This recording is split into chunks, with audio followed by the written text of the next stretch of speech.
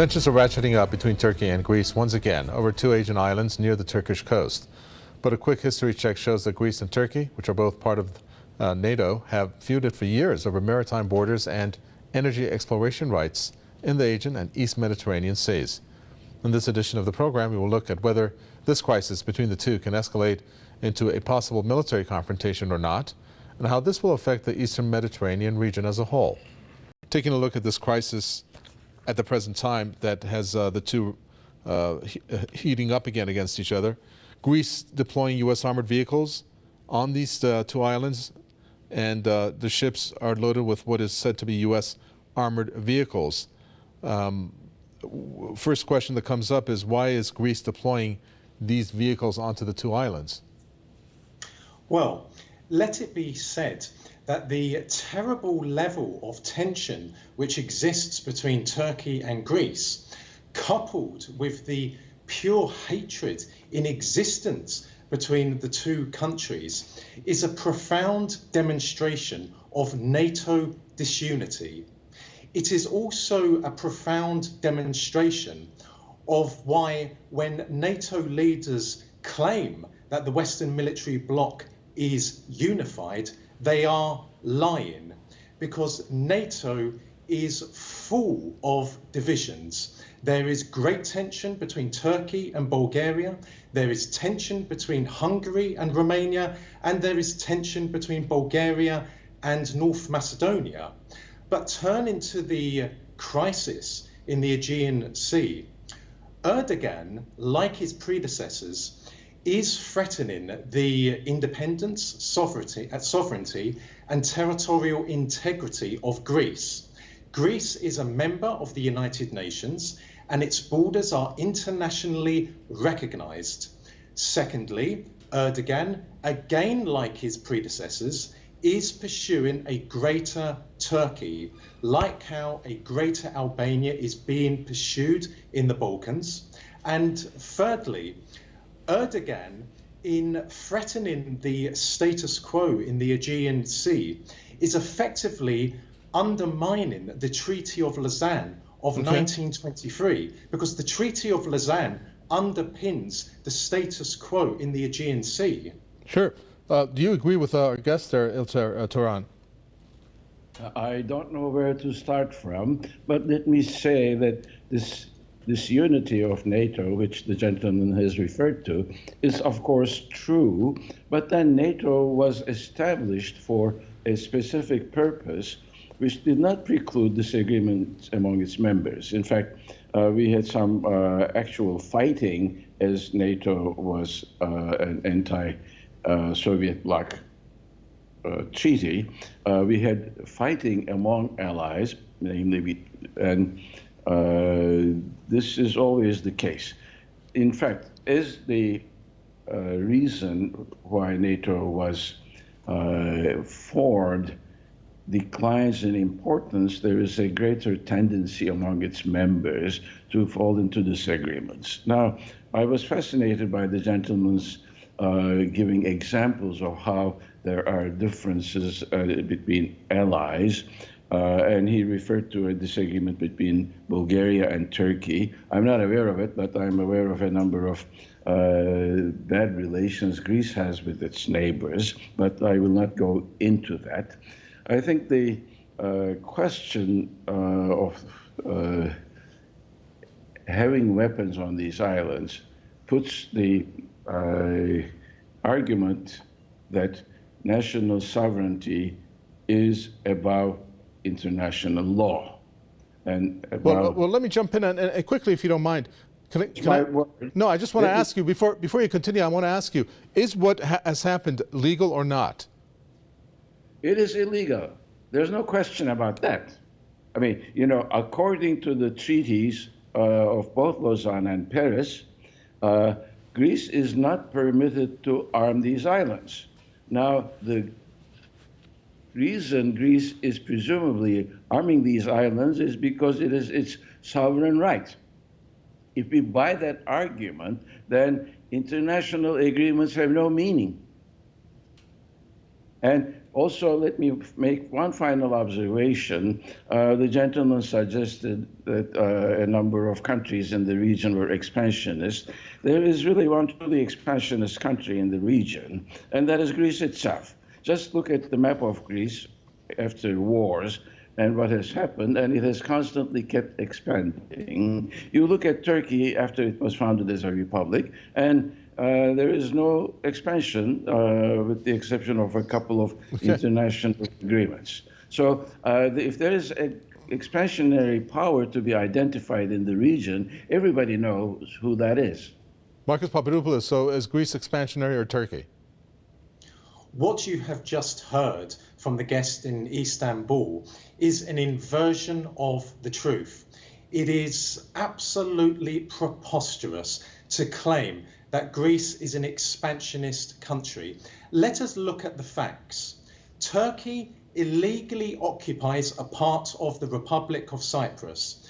Turkey illegally occupies a part of Syria. Turkey, at its will, supported by both America and Britain, invades northern Iraq when it chooses to. Furthermore, it is not Greece which is calling into question Turkey's territorial integrity in accordance with the Treaty of Lausanne. It is Turkey which is doing so. So, quite frankly, the guest in Istanbul does not have a legal or political leg to stand on. And we have to address the reasons as to why Greece has deployed military hardware to the islands in question, because Erdogan is making territorial claims against them. The Treaty of Lausanne stipulates that Greece must not establish naval bases on those islands, and Athens has not done so. Very well. So that's a point that we need our guests to address, because that is what the agreement specified, isn't it? That you basically are banned from building naval bases or fortifications on these islands, in this particular case, Lesbos and Samos. Isn't that true, Ilter Turan? Apparently, the gentleman is very selective about the reading of the treaty. Actually, Greece is allowed to have law enforcement forces on the island, but nothing else, no military figures. So, but then let me turn back to some of the allegations the gentleman has felt fully free to volunteer. Of course, it may have escaped the gentleman's attention that the Turkish presence in Syria and in Iraq is not one of claiming that this is Turkish territory. It's not incorporating that, but it is according to the Adana Accords that Turkish forces are in Syria. And it is, again, according to agreements with the Iraqi government in 1998 that the Turkish forces are in northern Iraq. And the moment the particular reason why they're there is gone, Turkey has no claims on the territory of these countries. So I think this is imaginary. With Cyprus, I guess the gentleman has forgotten that the conditions under which Turkey intervened on Cyprus. First of all, it's not Greece, incidentally. Let's make that clear. It's not Greece, but it was a military takeover engineered by the Greek government that essentially warranted Turkish intervention on the island. And Turks were being literally ethnically cleansed, so that this intervention was to stop ethnic cleansing. I think our guest wants to say something in reaction to your statements. Go ahead, Marcus. Indeed. Turkey is a guarantor, or was a guarantor, of the Republic of Cyprus prior to its invasion of the island in July of 1974. So there were two stages in the Turkish invasion. Attila I effectively put a stop to the coup in Nicosia. That effectively also brought down the military regime in Athens. So therefore, Attila I restored the status quo to the Republic of Cyprus. So why did Turkey then, in August of 1974, launch Attila II? when the status quo had already been restored by Attila I. I put that to the gentleman in Istanbul. Okay, a quick response, because we've got to move beyond this, because there are other areas of friction and crises between the two that involve a lot of other countries at the same time. Go ahead. Gentleman has forgotten the fact that Turks were being killed right and left on the island. So that's all I've got to say. Can you explain Attila All right, II? let's move on. This is what's interesting here. And Iltar, let me address this to you, Iltar Turan, if I may. You're having Turkey react to what has occurred because you have hardware that was donated by Washington, which is said to be, let me read here, 23 and 18 vehicles respectively, donated to Athens. Now, I'm looking at 41 vehicles. I don't think anybody in the right mind would just donate 41 vehicles. What is the purpose behind the U.S. donating these vehicles to Greece? Well, you have to ask that question to the Americans. Apparently, I mean, their ostensible reason is that they are setting up a defense line against Russian expansion, which they find is threatening. And because it is difficult to access the Black Sea through Turkey, because the Montreux Convention does not give foreign warships the liberty of moving in and out of the Black Sea, this sort of Greece, Bulgaria, Romania connection is presumably a way into the Black Sea. But it also appears that the United States is setting up a second line of defense because it doesn't think it can rely on Turkey for NATO purposes sufficiently. And Greece has been made into a depot of U.S. armaments. They're increasing on a daily basis. Mm-hmm. And I think because of this changed American position, Greeks have come under the illusion that somehow the United States is ready to defend them. Obviously, great states don't let small states to lead them into conflicts. And it is always important to remember that. All right, so let's move on here to oil and gas explorations.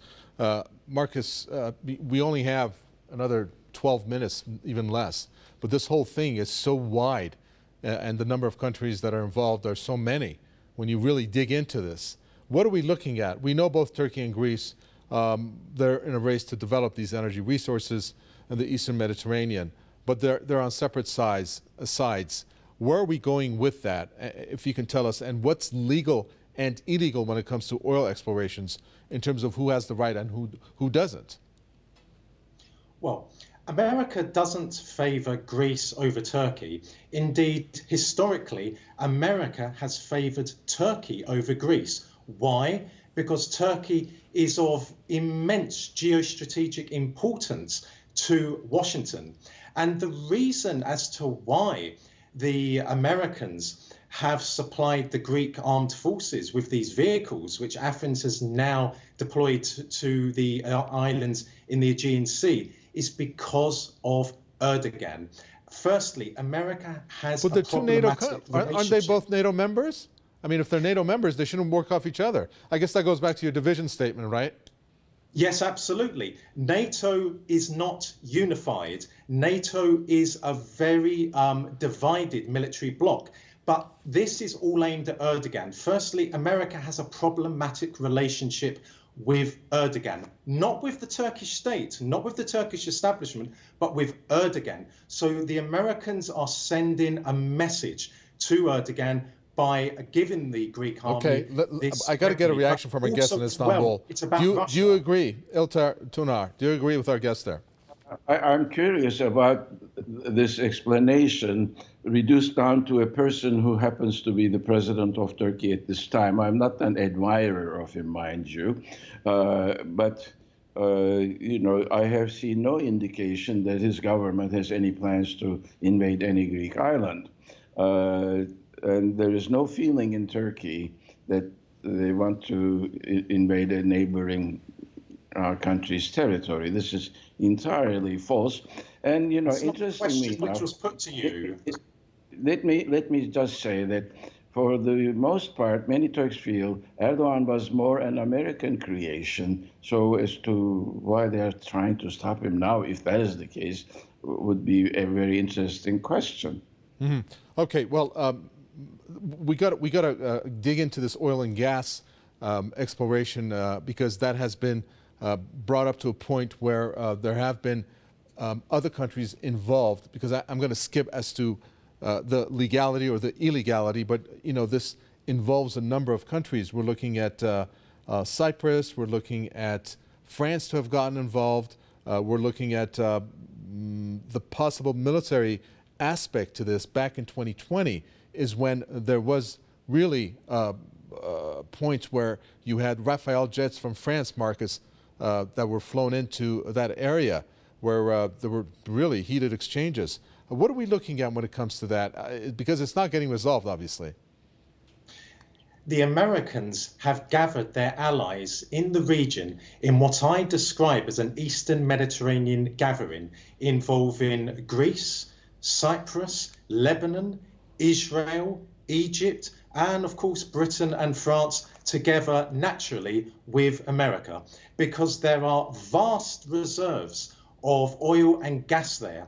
And of course, the Americans ultimately want to secure that for themselves. And they will do that by their Eastern Mediterranean gathering. That is another reason as to why I have long contended that American supremacy in West Asia is not on the way out. It is not eroding. If anything, it has been boosted by gathering Washington's friends and allies in the region. But Turkey has not been included. Why? Not because of Turkey per se, but because Erdogan is not playing ball, so to speak, especially when it concerns Russia. Erdogan is intensifying Turkey's economic relationship with Russia, and that is to great annoyance and to great fury of policymakers in Washington. So again, that is why the Americans have supplied the Greek armed forces with this weaponry. It's a message to Erdogan, not to Turkey, to Erdogan. A Turkey publication and media organization that's very well known has ran this headline, where experts believe Greece's increasing violations of Turkish airspace is part of an agenda that's been encouraged by the West to corner Turkey for taking an independent foreign policy. That in particular obviously falls squarely on Erdogan and his stance. Do you agree with that or not? But actually, I don't agree with that, because when we look at the history of the relations, such allegations have been there all along. The gentleman in London introduced the Russian equation to the discussion, and Turkish-Russian relations got on the road to improvement ever since the end of the Soviet Union. It's nothing new. So I think this is one thing. Secondly, the argument that this area is blessed with immense amount of natural resources is still something that waits to be proven. In fact, the gentleman's attention may have been away when the United States decided that the idea of building a pipeline, for example, was simply uneconomical. And that is why there are current discussions between Israel and Turkey with regard to whether it would not be possible to connect the Israeli gas to the Turkish pipeline system. So, the critical thing is that this sort of economic zone discussions are political. They need to be political. All the riparian countries need to be incorporated into a discussion. It's not that you could organize some against the others. You have to get them all if you want stability and peace and prosperous exploitation of resources. Okay, well, we need to expand more on why you have chosen Erdogan and separated him, Marcus Papadopoulos, from the Turkey equation, because that's very interesting. Because you have the way that either coming from Turkey or otherwise, that Erdogan is purely trying to be separated from Turkey, and he's the one that they want to corner. are they going to be successful in doing that? Because you can't separate, him from Turkey at this point anyways. The Americans are masters in understanding and having the capabilities to manage difficult relationships. There have been times in the past when American allies and friends have leaders who have been problematic to Washington, but Washington knows that Turkey will always be a staunch friend and ally to America. Turkey will always be in existence, but Erdogan will not always be in existence. That is why the Americans know that their strategic partnership with Turkey is as firm as it has ever been before. There is no tension between the American and Turkish establishments, but for the Americans, they are having problems with Erdogan. Like how there is no tension between the Israeli and Turkish establishments. There is tension between the Israeli establishments and Erdogan. Thank you very much for that, Marcus Papadopoulos, historian, political analyst, and author from London, and Ilter Turan from Istanbul. Thank you, Emeritus Professor of Political Science at Istanbul Bilgi University. With that, we come to an end for this edition of The Spotlight. From Mika Vatahwe and the team, it's goodbye until next time.